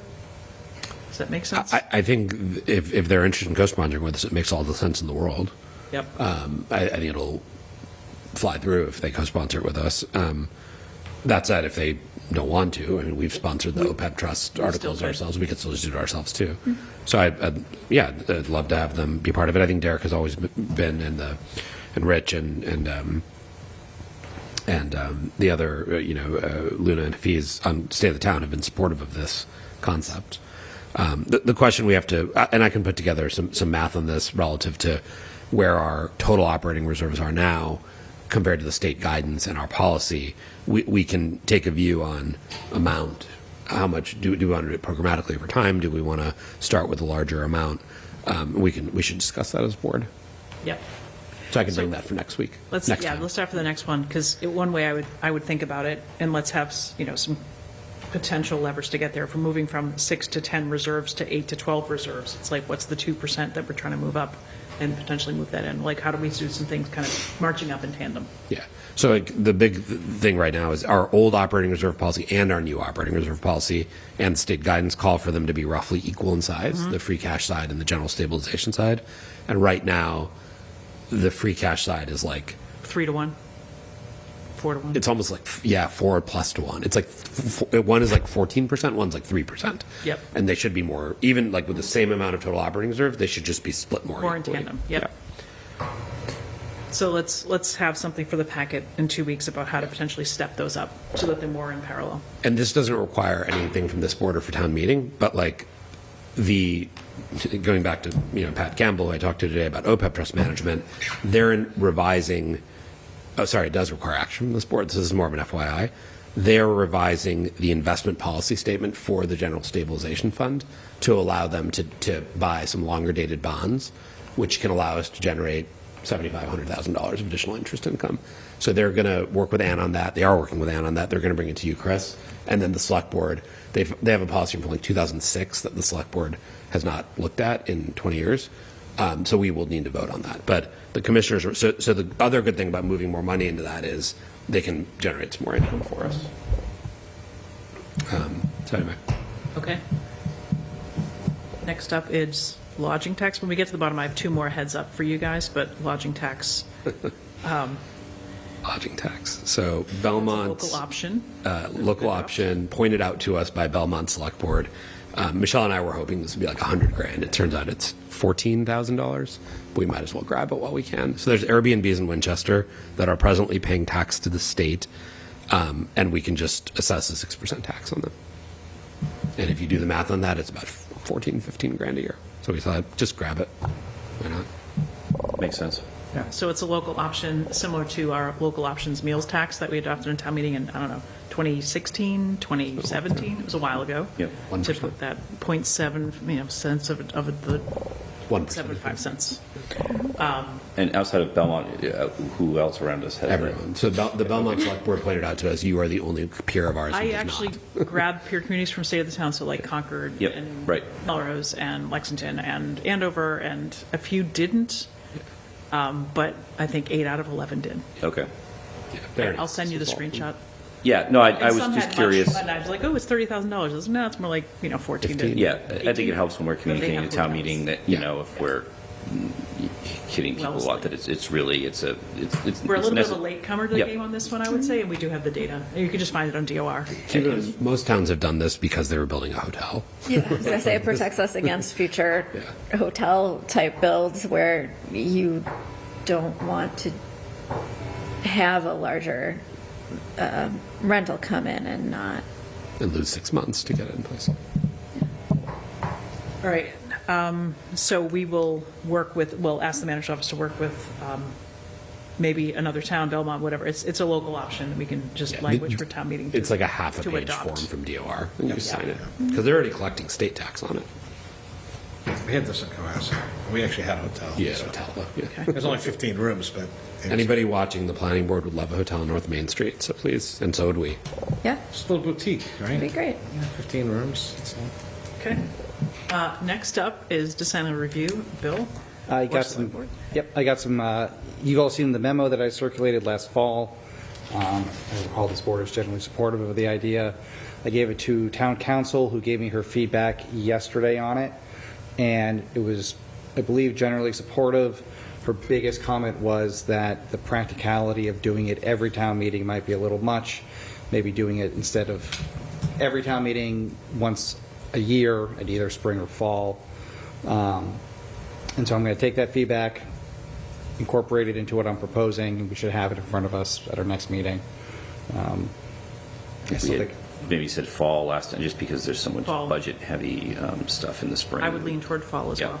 Yeah, but the idea of everyone just having, a set calendar for how that's going to happen and goals to get things done can really avoid the overwhelming amount that we had last spring. And that's the underlying goal, so. Yep. Okay. And so we're going to keep it on the list. If we move forward with select board sponsorship, we can discuss that on the 16th. If it goes under our collective name. And then I would imagine, Bill, if you're going to be sort of the lead on this, circuit going back with committee on government regs and running it by the moderator so that people know that it's coming and understand the why. This is probably a little bit of selling to them Sure. as to why, because it is, in theory, their review. Yeah, Not in theory, it is in fact. Then do we call it the annual decennial review? What's the name then? Every be the bylaw biggest thing gets you have to reviewed figure out. decennially. Bylaw review. Yeah. I mean, one, With a one, different interval, give it a new brand. We can barely even articulate the word decennial. The generational bylaw review? Yeah. You said governance is fine if that's right. I haven't sent it to them until I got through town council. Yes. Sorry, got it back. But once it comes back to town council, and if we, vote as a board to support it, let's just have Bill just run it, by as many interested parties as we need. Yeah. Again, I think most people would like things to be less burdensome on them. So, and it gives GovReg something to do every year, Yep. instead of once every decade. Start from the back and move forward, maybe. We did a lot in the front, maybe start in the back, who knows? Okay, so more to come on that. And then 2 updates on fees that we know are coming. And then I want to come back to citizen petitions, so we'll wrap up there relative to town council support as well, so. Okay, yes. Okay, we'll go to you. Why don't yeah. you go there next? Yes. and I'll do mine. Human Rights Commission. So we, as we all know, created a working group for that, which will be meeting, and so expect that to be bringing forward a new bylaw for Human Rights Commission. Okay. So we should add this to the list. Okay. Who is that? Just us, or are we going to do it with someone? Potentially with a school committee. So Patty, can you add that to the list? Does it touch the Rights Council on Commission? Aging? Yeah. Bylaws? Got it. It may. Yeah. Yeah. We should just keep them in the loop too.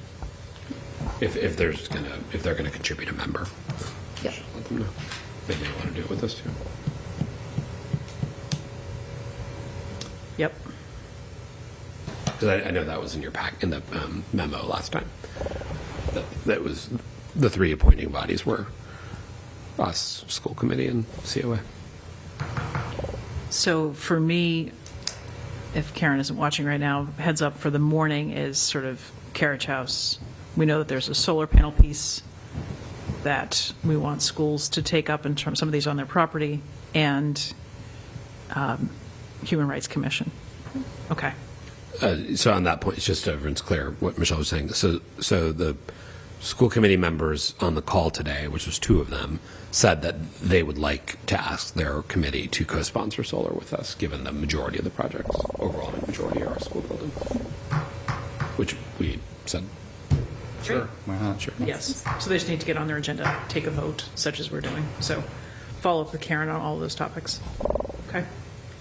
And then we'll wrap up with citizen petitions and town council support. But another, in the interest of running with fees and updates to fees, the Board of Health, there are certain fees that the Board of Health sets, certain fees that we set, certain fees set by Mass General Law. But Jen Murphy and the Board of Health are putting forward a petition, a warrant article to change the fee that we charge summer camps, not what we charge families, but like the camp writ large, to update that. So that's kind of out of the effort of let's go after some fees. It's something I talked with Jen Murphy about. There's a few more, but if that's where they want to start, I'll take it.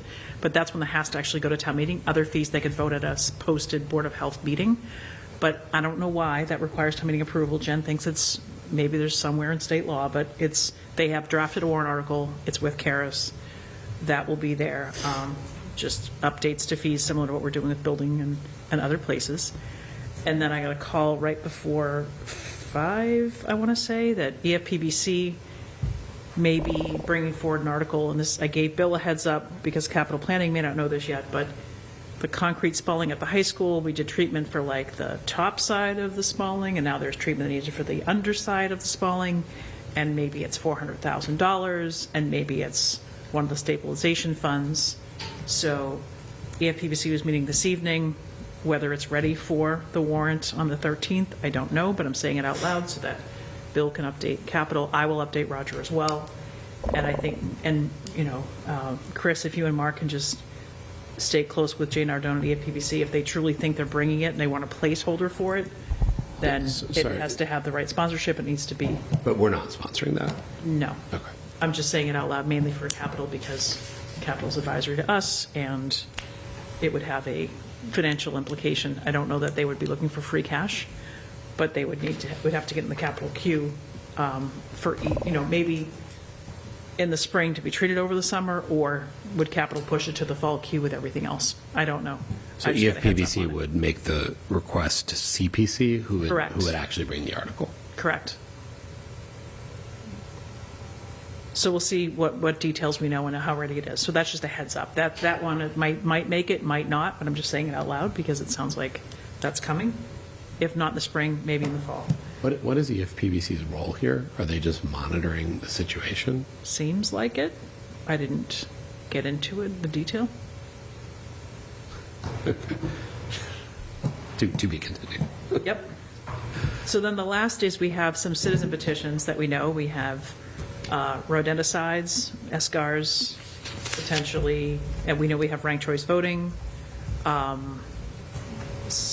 sidewalks and snow. I feel like there's a 4th citizen petition and I'm forgetting it, but there could be more, right? The deadline is the 13th. So to Bill's question earlier, when we were talking about goals and a little bit of town council time being invested toward select board and town priorities, select board priorities maybe should come first. Do we want to have any sort of guardrails or guidance for Karis and her team on citizen petitions? So a bit of background, the way I understand it, because Mike's right, it didn't used to maybe be that way with town council. And I remember talking to the former moderator about kind of the pros and cons of that is if we don't work with the citizens and the residents to give an article that can actually pass muster and be considered and taken up at town meeting, we've wasted their time, we've wasted town meeting's time. So support to structure it in such a way that it's in order and can be considered by the body.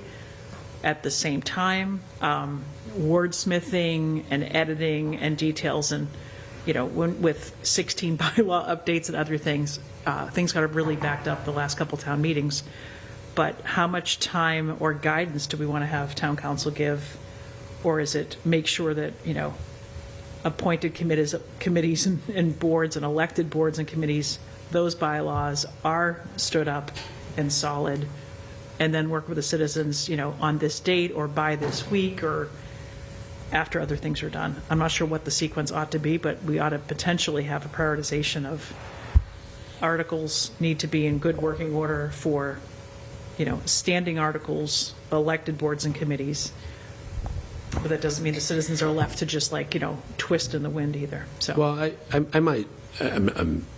wouldn't maybe characterize it quite that way, but I do think that town council resources are for the staff, elected boards and committees, and appointed boards and committees. I think that, I've observed a couple of folks who have some ideas around citizen petitions that I agree with, and I've encouraged, in 2 cases, those people to come to the select board. My guess is that a lot of this board would agree with it. At the very least, I would. And one sort of just wasn't interested. But I guess to me, we have that aspect of our, I don't know if it's an MGL thing or the charter, but we have that aspect of our government. But people can also just approach our very large number of bodies and boards to get help to get these types of bylaws together. And I don't know that I'm in favor of offering, a lot of legal spend for the cases where people don't want to, and either the town bodies were not responsive, which is I think less often the case, or they just chose to use this procedure, which is legally available to them. It's their right as residents, but I don't think we necessarily have to provide legal advice to them. So I would be in favor of cutting it off. Agreed. So I would, I think what the former moderator said I think there is a responsibility to bring a warrant that is votable. We've all been on the floor of town meeting. If something in there is even possibly debatable and questionable, we are going to spend an hour and a half going down a rabbit hole, trying to figure out what is and is not. And I think it is for the good of the order that we have someone who's able to review that article and confirm that in fact, it's essentially Valid. legally defensible. We could put it through. So I agree with that for sure. We don't need 192 of us playing, lawyer kind of live. But let's suppose, somebody submits a citizen petition, council reviews it and deems it not, it just doesn't work, right? It either violates state law, it violates charter, whatever. They're, I think, very welcome to tell town meeting that, right? Or advise the moderator of that or whatever. I think the question then is by saying that, do they now have a duty, and does that proponent have the right to X number of hours of the council's time? No, they don't. This fix happened it? last year. Right. That's a right. So I'm all for council advising town meeting. I'm not for council then saying, okay, because you said it doesn't work, now How it's to your remedy job to it. go fix it. Yeah. Well, this happened last year. Council said, something was submitted, but because it's submitted on the Warrant. when the warrant closes, council couldn't spend time Which was it? fixing it. I don't know. It might be someone who lives in my house. I'm just saying. Term limits? Yeah. That was a year and a half or 2 years ago. Yeah, turn lines. So, because it was submitted as a citizen petition within the deadline of the warrant closing, council only reviewed it after the fact and determined that it needed to be bylaw or something. Right, it needed to be bylaw and not, or it needed to be charter, not bylaw. Charter, not bylaw. Correct. Yes. But I don't know, time wasn't spent then revising the article Oh, yeah, because things were that's closed. So I think it is if an article comes in and council looks at it and says, this isn't going to work, there's only so much time that they can spend on that. I think it's whether we say to the citizens petition, now that you've submitted this, you need to submit your motion. Like, town council has deemed that your article is in order, you need to submit your motion, and if you have questions, you have, limited amount of time. We don't get extensive amounts of citizens petitions that I think were, burning through town council's time with citizens petitions over other things. And I think we can give guidance to our town council that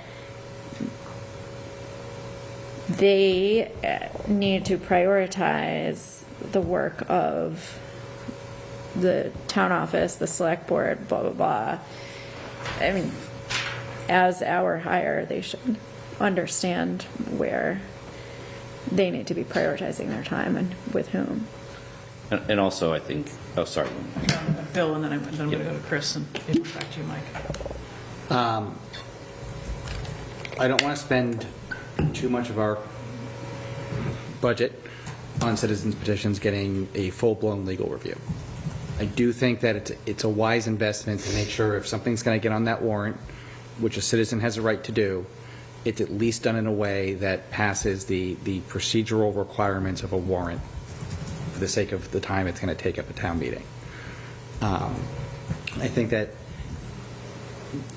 warrant articles from boards and committees and town hall need to be always the priority of council, full stop.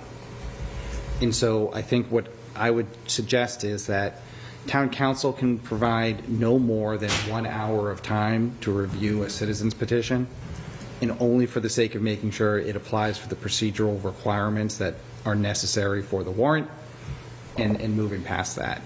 That way, when it does get to the floor of town meeting, the debate is a substantive one and not a wordsmithing one, and we're not going to be given some sort of rambling warrant or motion that just doesn't do, even if it's on the side of the angels and everybody wants it, it is just written so poorly it can't be done.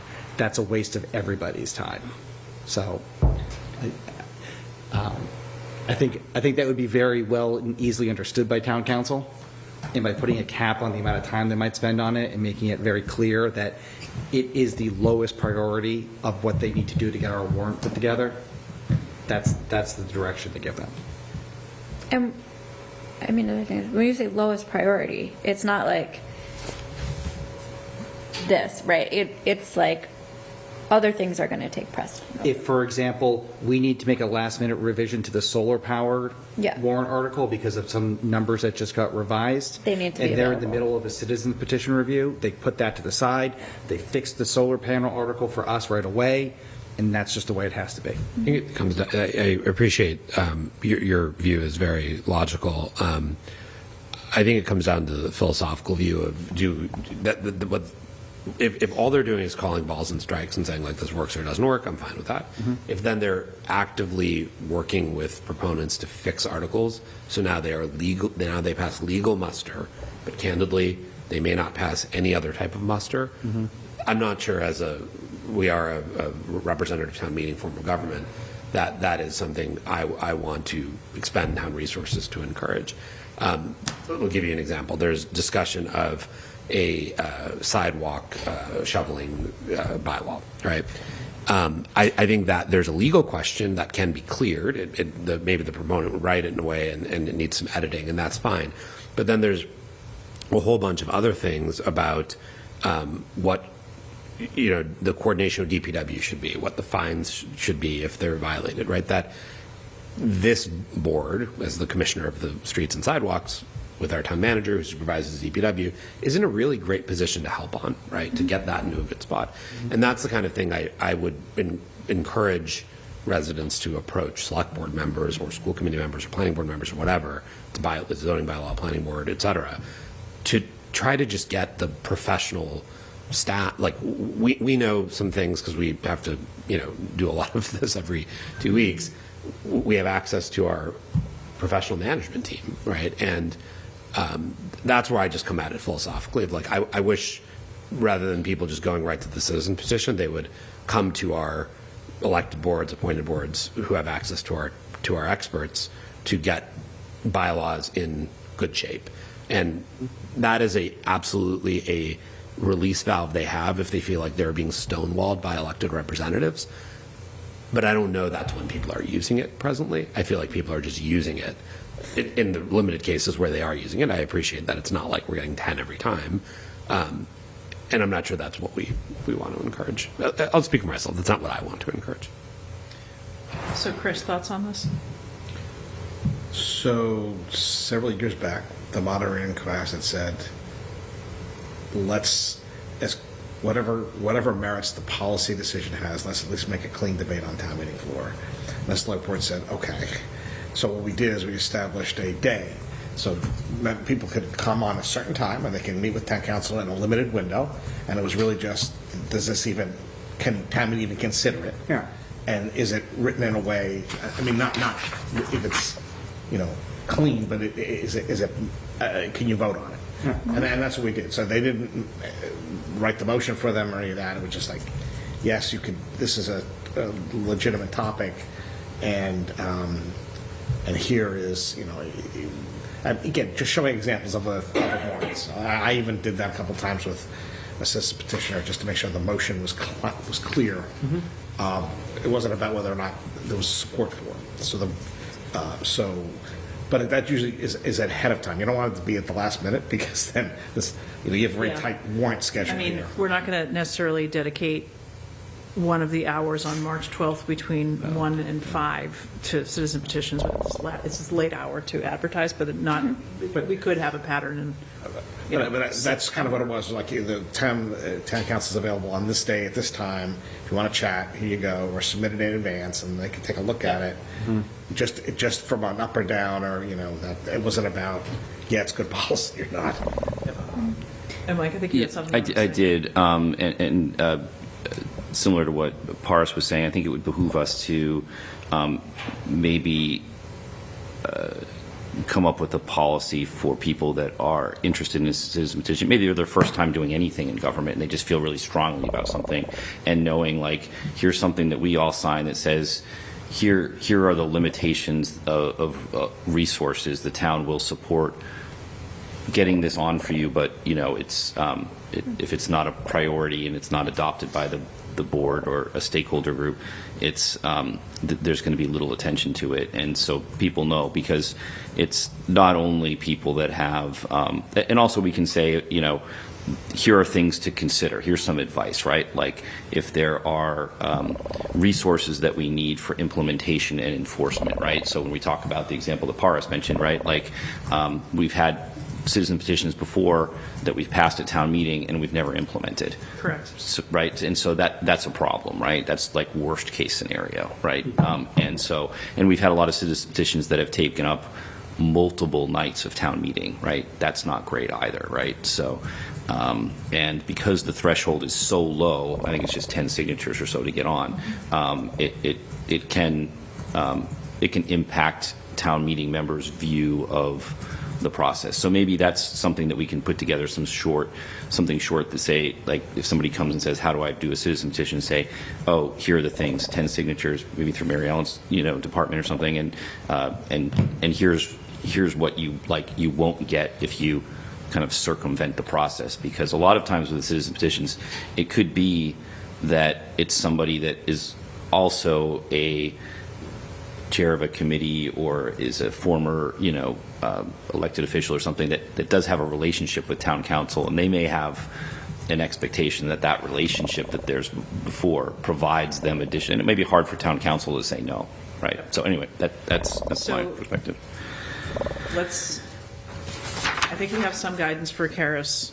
We can at least start with an hour per article. We can give some clarity around it's balls and strikes, it's legal, it's not. I like the notion of a policy or a guide, maybe with the clerk's office. Mm-hmm. And I think to take it one step further, Mike, not just this is what you can expect from support and resources, we amended the bylaws to talk about motions, and we talked about financial implications. So a citizen, some of the ones that don't get implemented is, well, how will I know how many DPW or how many police detail hours it is, but there's an expectation that there's an implication, if there's an enforcement implication or implementation cost, the motion needs to quantify that. And your average resident may not know how to get there, but we can say, here's who you need to talk to. Or it isn't fully baked and it's not ready for the meeting until you have those details. So I think it's a great idea. We can work with I'll Mary bring up, Ellen. a lot of our peer towns have them. Somebody just texted me when who's watching right now, and it goes through like all the questions you should ask Yep. yourself. It has like a table. It's like give the relevant committee or board, like a select board, for example, a heads up. It's a really nice sort of citizens guide. It'd be nice if we got a Copy heads paste, up. let's do it. That'd be good. Yeah, it's from our. It gets our- done by our- today. Belmont, So then the other piece is, and this is a question for anyone who might know, is beyond what we have, beyond what Belmont might have, does MMA, is there any kind of like resource out there that MMA would provide to your average or a town meeting member association of the Commonwealth? Every town's charter is different, but town meetings are town meetings. And I'm curious if there's any place else where you could go with just like orient yourself on how to write an article, orient yourself on what the process might be. If there is, we should throw it into this guide. Yeah. I'm not saying it's, legal Zoom, do your will online, but like, is there just a place where it's not? I thought the Secretary of State's office had something about town meetings on there, like a You guide, should just see citizens where guide to people, town meeting. like any bit of Yeah, self-service. it only that has one people paragraph. do I'm to reading it right get now. Educated on Just it. says good luck. That's not it. Wayland has a process that also, it's somewhat baked into their, I don't know if it's baked into their charter, their bylaws about access to making a petition functionally votable. So I could go look at those here. Okay. Anything more on that topic? I think, yeah, I have one thought.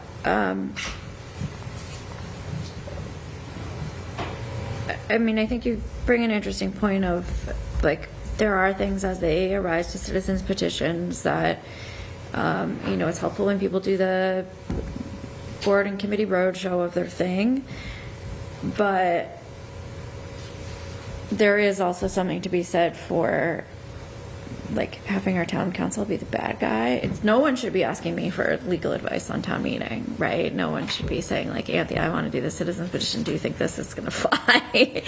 I can only tell you so much, but, to be able to say, you can go to the town clerk and do it, but it's like town council is going to have the last word on whether your petition is up or down, and kind of that there are they can draw that line as well, and sort of not to have someone coming to me as a select board member to ask if the content of what they've written for their article or their motion is appropriate, and I give them bad advice. Like that shouldn't be something that happens. All right. So with that, we can wrap up. I think we're just going to go to consent agenda, and we're almost done. We're going to add, Patty, the next iteration of this list. We're going to take off OPEB. We're going to add Human Rights Commission. I will circle back with school committee tomorrow on co-sponsorship and see what else comes in. FinCom, solar panel, and general stabilization. Yes, FinCom. Do you want me to ping MNCC or other way around? I'm going to see Derek this week. We're doing an appointment for a FinCom member, so I'm going to see him on Wednesday. I will give him a heads up on this. Cool. Yep. Thanks for that reminder, though. I would have eventually remembered it when I was sitting in front of him. Okay. All right, so that's it. I think we have consent, which is rather robust this evening. Motion to approve the consent agenda as posted for Monday, March 2nd, 2026. All those in favor? Aye. Aye. Okay. Motion to adjourn? Motion to adjourn. Second. All those in favor? Aye. Aye. All right. Good night. Thank you, WinCam. Good night, everybody. I like that you can bang out like 6 items.